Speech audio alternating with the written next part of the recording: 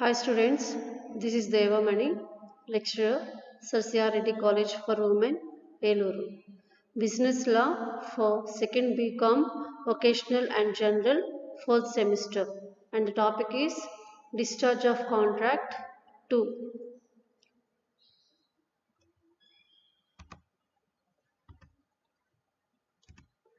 Discharge by operation of law అంటే న్యాయశాస్త్ర నిబంధనల ద్వారా అమలు ద్వారా విమోచనం అంటారు. ఇందులో మనకి first death, discharge by the judgement of a court, alteration without consent, and fourth one is bankruptcy. First one is death. So if any party of the contract is died, the contract requires personal skills. The contract is discharged on the death of the parties. అంటే కాంట్రాక్ట్లో ఉన్న parties ఎవరైనా చనిపోతే అలాగే ఆ contract ప్రకారం ఆ వ్యక్తే పర్ఫామ్ చేయాల్సి వస్తే కనుక సో అటువంటి సందర్భంలో కాంట్రాక్ట్ నుంచి డిశ్చార్జ్ అవ్వచ్చు. Second one, discharged by the judgment of a court.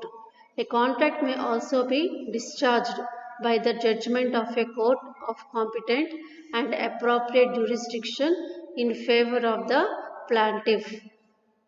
అంటే ఇక్కడ కోర్టు నిబంధనల ద్వారా లేదంటే కోర్టు యొక్క ఆదేశానుసారం కాంట్రాక్ట్ నుంచి డిశ్చార్జ్ అవడానికి అవకాశం ఉంది. అలాగే ఇక్కడ ఫిర్యాదు చేసే వ్యక్తి ఎవరైతే ఉన్నారో అంటే కోర్టుకి ఫిర్యాదు చేసే వ్యక్తి ఎవరైతే ఉన్నారో ఆ యొక్క ఫిర్యాదు చేసిన వ్యక్తి ప్రకారం అతను చెప్పిన ప్రకారం సో కోర్టు నుంచి కోర్టు ద్వారా కాంట్రాక్ట్ నుంచి డిశ్చార్జ్ చేసే అవకాశం ఆ వ్యక్తికి ఉంది. Third one, alteration without consent. So అంటే contract may also be discharged by alteration or cancellation of a written statement. However, if a party erases or alters the written instrument, the other party is discharged from its obligations under the contract. అంటే కాంట్రాక్ట్లో ఉన్న ఇద్దరు వ్యక్తుల్లో ఏ వ్యక్తి అయినా సరే contract యొక్క డాక్యుమెంట్స్లో ఏమన్నా చేంజెస్ కానీ లేదా మార్పులు కానీ చేస్తే కనుక అది కూడా వేరే పార్టీ యొక్క అనుమతి లేకుండా మార్పులు కనుక చేస్తే కనుక అప్పుడు ఆ కాంట్రాక్ట్ నుంచి డిశ్చార్జ్ చేసే రైట్ వాళ్ళకి ఉంటుంది.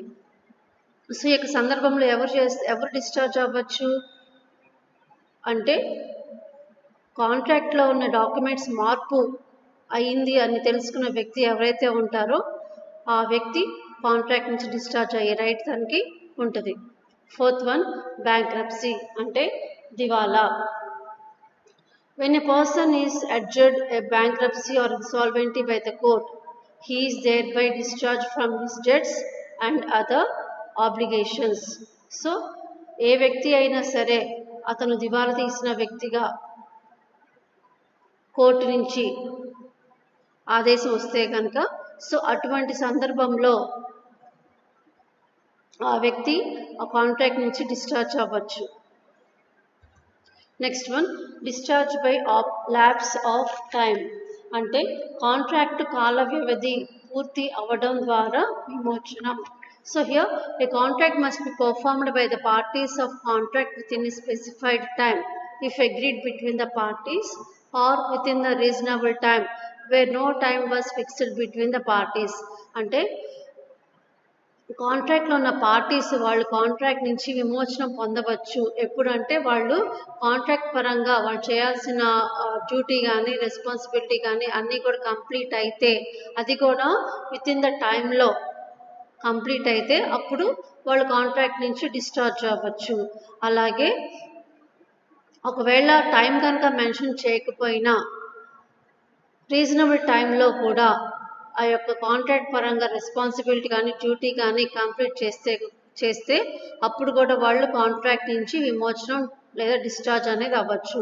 అంటే దీన్ని బట్టి ఏం తెలుస్తుంది అంటే సో కాంట్రాక్ట్లో ఉన్న టూ పార్టీస్ ఎవరైతే ఉన్నారో వాళ్ళు చేయాల్సిన రెస్పాన్సిబిలిటీస్ కానీ డ్యూటీస్ కానీ విత్ ఇన్ ద టైంలో కంప్లీట్ చేసినా లేకపోతే రీజనబుల్ టైంలో కంప్లీట్ చేసినా అప్పుడు వాళ్ళు కాంట్రాక్ట్ నుంచి డిశ్చార్జ్ అవ్వచ్చు.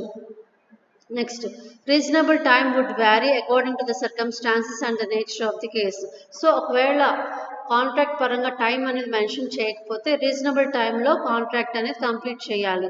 సో ఇక్కడ రీజనబుల్ టైం గురించి ఏ సందర్భంలో చెప్తారు అంటే, సో అక్కడ పరిస్థితులను బట్టి లేదంటే కండిషన్స్ బట్టి వాళ్ళు ఆ టైంలోపు కాంట్రాక్ట్ని కంప్లీట్ చేయాలి. So where the performance of contract is not done within the time specified or reasonable, the contract gets discharged. అలా కాకుండా వితిన్ ద టైం లోపు లేదా రీజనబుల్ టైం లోపు కాంట్రాక్ట్ కనుక పర్ఫామ్ చేయకపోయినా సో అప్పుడు వాళ్ళ కాంట్రాక్ట్ నుంచి కూడా డిశ్చార్జ్ అవ్వచ్చు. Example, A agreed to construct the house with in 8 months.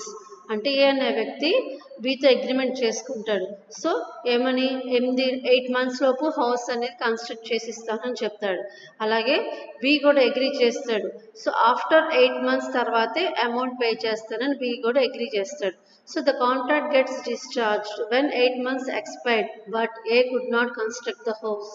అంటే 8 నెలలు గడిచిపోయినా కూడా ఏ అనే వ్యక్తి హౌస్ కన్స్ట్రక్ట్ చేయకపోతే కనుక అప్పుడు కాంట్రాక్ట్ నుంచి డిశ్చార్జ్ అవ్వచ్చు. బి అనే వ్యక్తి కాంట్రాక్ట్ నుంచి డిశ్చార్జ్ అవ్వచ్చు. సో ఇక్కడ ఏంటంటే కాంట్రాక్ట్ నుంచి ఏ విధంగా డిశ్చార్జ్ అవ్వచ్చు అంటే కాంట్రాక్ట్ కంప్లీట్గా పర్ఫామ్ అయిపోయినాక డిశ్చార్జ్ అవ్వచ్చు, లేదా కాంట్రాక్ట్లో ఏ ఇద్దరు వ్యక్తులు కూడా అంటే ఏ వ్యక్తి అయినా సరే పర్ఫామ్ చేయకపోయినా సరే మిగతా వాళ్ళు కాంట్రాక్ట్ నుంచి డిశ్చార్జ్ అవ్వచ్చు. Next one, and this is the last one, discharge of contract by breach. అంటే కాంట్రాక్ట్ భంగం ద్వారా విమోచనం. సో బ్రీచ్ ఆఫ్ కాంట్రాక్ట్ అంటే కాంట్రాక్ట్ భంగం. సో ఎప్పుడు కాంట్రాక్ట్ బ్రీచ్ అంటే కాంట్రాక్ట్ భంగం ఎప్పుడు కలుగుతుంది అంటే చూడండి, breach of contract implies the non performance. అంటే ఏ పార్టీ అయినా సరే వాళ్ళు చేయాల్సిన డ్యూటీ అనేది పర్ఫామ్ చేయకపోతే సో ఆ వ్యక్తి కాంట్రాక్ట్ని భంగం కలిగించినట్టు. So when the parties to the contract do not perform their part of the obligation they are said to commit of breach of contract. So breach of contract discharge the contract. అంటే కాంట్రాక్ట్లో ఉన్న ఇద్దరు వ్యక్తులలో ఏ వ్యక్తి అయినా తను చేయాల్సిన duty కానీ రెస్పాన్సిబిలిటీ కానీ పర్ఫామ్ చేయనప్పుడు సో ఆ వ్యక్తి కాంట్రాక్ట్ బ్రీచ్ చేసినట్టు, అంటే కాంట్రాక్ట్ భంగం కలిగించినట్టు. సో ఎప్పుడైతే కాంట్రాక్ట్ అనేది బ్రీచ్ జరుగుద్దో అప్పుడు వాళ్ళు మిగతా వ్యక్తి అంటే సెకండ్ పర్సన్ ఎవరైతే ఉన్నారో వాళ్ళు కాంట్రాక్ట్ నుంచి డిశ్చార్జ్ చేసుకోవచ్చు. అంటే ఇక్కడ సెకండ్ పర్సన్ కాంట్రాక్ట్ నుంచి విమోచనం పొందవచ్చు అన్నమాట. Next, the party may commit breach by. అంటే ఏ సందర్భాలలో పార్టీ కాంట్రాక్ట్ భంగం కలిగిస్తారు. First one, when the party fails to perform the contract. అంటే ఏ కాంట్రాక్ట్లో ఉన్న ఏ పార్టీ అయినా సరే తను చేయాల్సిన పర్ఫార్మెన్స్ చేయనప్పుడు అప్పుడు కాంట్రాక్ట్ భంగం కలిగిస్తారు. Second one, when the party does some act whereby the performance becomes impossible. అంటే పార్టీ యొక్క చర్య వల్ల ఆ కాంట్రాక్ట్ చేయటం ఇంపాసిబుల్ అయిన పక్షంలో సో అటువంటి సందర్భంలో కూడా ఆ వ్యక్తి కాంట్రాక్ట్ భంగం కలిగించినట్టు. Third one, when the party intentionally refuses to perform. అంటే ఏ పార్టీ అయినా సరే కావాలని పర్ఫామ్ చేయటానికి నెగ్లెక్ట్ చేసిన లేదా రెఫ్యూజ్ చేసిన అప్పుడు కూడా ఆ వ్యక్తి కాంట్రాక్ట్ భంగం కలిగించినట్టు. సో ఈ 3 పాయింట్స్లో ఏ వ్యక్తి అయినా సరే కాంట్రాక్ట్ని భంగం కలిగించే అవకాశాలు ఉన్నాయి. Next, consequences of committing breach. So breach కనుక కమిట్ చేస్తే కనుక అంటే కాంట్రాక్ట్ భంగం కలిగిస్తే దాని యొక్క పర్యవసనాలు ఏంటో చూద్దాం. First one, the agreed party can resign the contract. అంటే ఎవరైతే కాంట్రాక్ట్ పరంగా నష్టపోయారో వాళ్ళు కాంట్రాక్ట్ని క్యాన్సిల్ చేసుకోవచ్చు. So recession means the discharge of the contract. అంటే ఇక్కడ అగ్రీడ్ పార్టీ అంటే ఎవరు అంటే నష్టపోయిన వ్యక్తి. ఓకే, అగ్రీడ్ పార్టీ అంటే నష్టపోయిన వ్యక్తి. సో ఇక్కడ అగ్రీడ్ పార్టీ ఏం చేయొచ్చు, కాంట్రాక్ట్ని క్యాన్సిల్ చేసుకోవచ్చు. అప్పుడు కాంట్రాక్ట్ క్యాన్సిల్ చేస్తే కాంట్రాక్ట్స్ నుంచి విమోచనం పొందవచ్చు. ఓకే, కాంట్రాక్ట్ నుంచి బయటకు వచ్చేయచ్చు అనమాట. అంటే ఇక్కడ మనం చెప్పుకునేది ఏంటంటే ఏ పార్టీ అయినా సరే కాంట్రాక్ట్ భంగం కలిగిస్తే దాని యొక్క పర్యవసనాలు ఏంటో మనం చెప్పుకుంటున్నాం. సో ఫస్ట్ వన్ ఏంటి, the agreed party can rescind the contract. అంటే నష్టపోయిన వ్యక్తి ఏం చేయొచ్చు, ఆ కాంట్రాక్ట్ని క్యాన్సిల్ చేయొచ్చు, తద్వారా వాళ్ళు కాంట్రాక్ట్ నుంచి విమోచనం పొందుతారు. Second one, the agreed party can bring an action for damages. So నష్టపోయిన వ్యక్తి డ్యామేజెస్ పరంగా క్లెయిమ్ చేసే రైట్ దానికి ఉన్నది. అంటే ఇక్కడ నష్టపోయిన వ్యక్తి డ్యామేజెస్ క్లెయిమ్ చేసుకునే హక్కు తనకి ఉంది. Third one, the compensation can also be claimed on the basis of quantum merit. So ఇక్కడ నష్టపరిహారం కూడా దేని మీద బేస్ చేస్తారు అంటే, సో ఎంతవరకు నష్టపోయాడో దాన్ని మెజర్ చేసి, అంతే ఎంతవరకు డ్యామేజ్ అయ్యాడో ఆ డ్యామేజెస్ మెజర్ చేసి సో కంపన్సేషన్ క్లెయిమ్ చేయడానికి తనకి రైట్ ఉంది. So but if the agreed party had received some benefits out of the contract, అంటే నష్టపోయిన వ్యక్తి కాంట్రాక్ట్ పరంగా ఏదైనా బెనిఫిట్స్ కనుక పొందితే, ఎప్పుడు కాంట్రాక్ట్ అనేది డిశ్చార్జ్ అయినప్పుడు నష్టపోయిన వ్యక్తి కాంట్రాక్ట్ పరంగా ఏదైనా బెనిఫిట్స్ కనుక పొందితే కనుక ఆ బెనిఫిట్స్ మళ్ళీ తిరిగి ఇచ్చేయచ్చు. ఎవరికి ఇస్తారు, అదర్ పార్టీకి ఆ బెనిఫిట్స్ తనకి ఇచ్చేయచ్చు. సో ఆ బెనిఫిట్స్ ఇచ్చేసి తనకి ఏ విధంగా కంపన్సేషన్ కావాలో అలాగే డ్యామేజెస్ క్లెయిమ్ చేయవచ్చు, ఆ విధంగా తను డ్యామేజెస్ కానీ కంపన్సేషన్ కానీ క్లెయిమ్ చేయొచ్చు. ఓకే, ఇక్కడ ఏంటంటే కాంట్రాక్ట్ అనేది క్యాన్సిల్ అయింది, సో నష్టపోయిన వ్యక్తి కాంట్రాక్ట్ నుంచి విమోచనం పొందుతాడు. కానీ కాంట్రాక్ట్ పరంగా ఏమన్నా లాభం పొందితే కనుక నష్టపోయిన వ్యక్తి ఏ విధంగా లాభం పొందితే కనుక ఆ లాభాన్ని వేరే పార్టీకి ఇచ్చేసేసి సో నష్టపోయినందుకు డ్యామేజెస్ కానీ కంపన్సేషన్ కానీ క్లెయిమ్ చేసే రైట్ దానికి ఉంటుంది. So next, breach of contract is categorized into 2 ways. So contract భంగం అనేది 2 విభాగాలుగా చెప్పారు. First one actual breach, second one is anticipatory breach. First one, actual breach.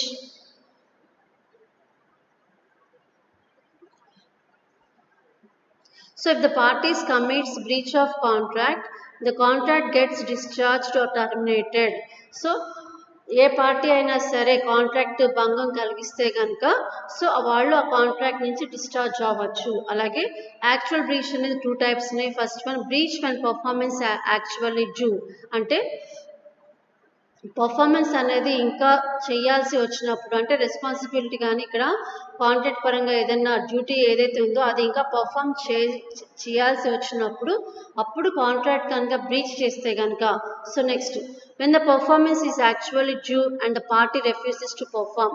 So ఇక్కడ కాంట్రాక్ట్ పరంగా పర్ఫార్మెన్స్ అనేది చేయాలి, అంటే డ్యూటీ అనేది చేయాలి, ఇంకా చేయాల్సి ఉంది, ఇంకా రిమైనింగ్ పార్ట్ కొంత ఉంది, కానీ చేయాల్సిన వ్యక్తి పర్ఫామ్ చేయాల్సిన వ్యక్తి చేయటానికి రెఫ్యూజ్ చేస్తే సో అప్పుడు ఆ యొక్క వ్యక్తి కాంట్రాక్ట్ అనేది బ్రీచ్ చేసినట్టు, అంటే కాంట్రాక్ట్ భంగం కలిగించినట్టు.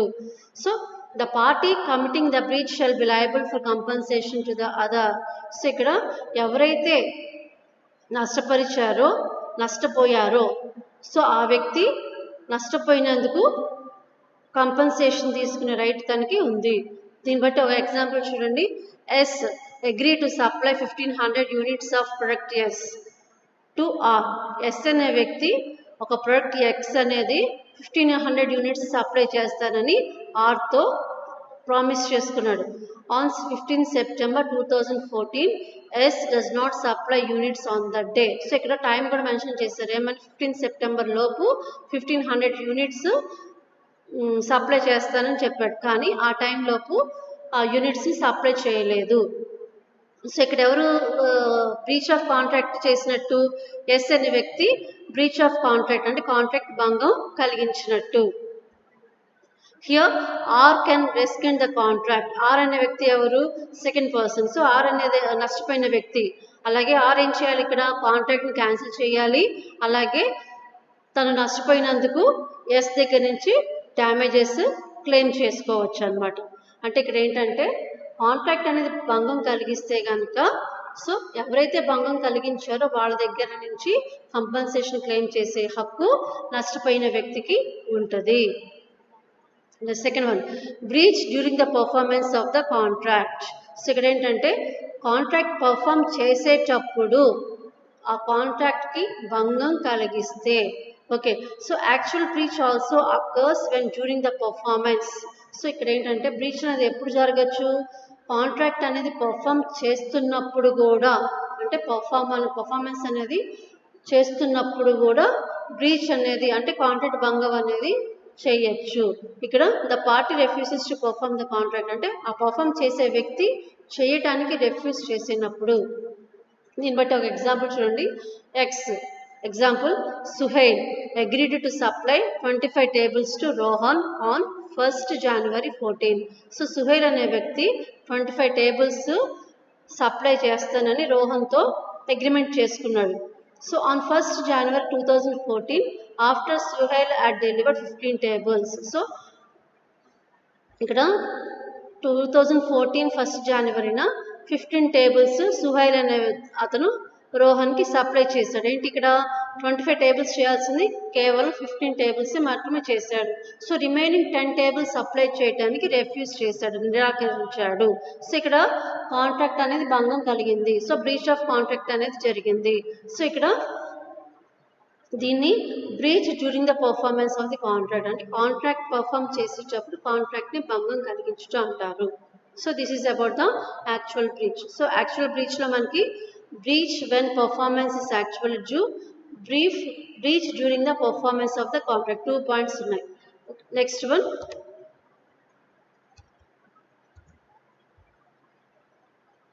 Anticipatory breach of contract,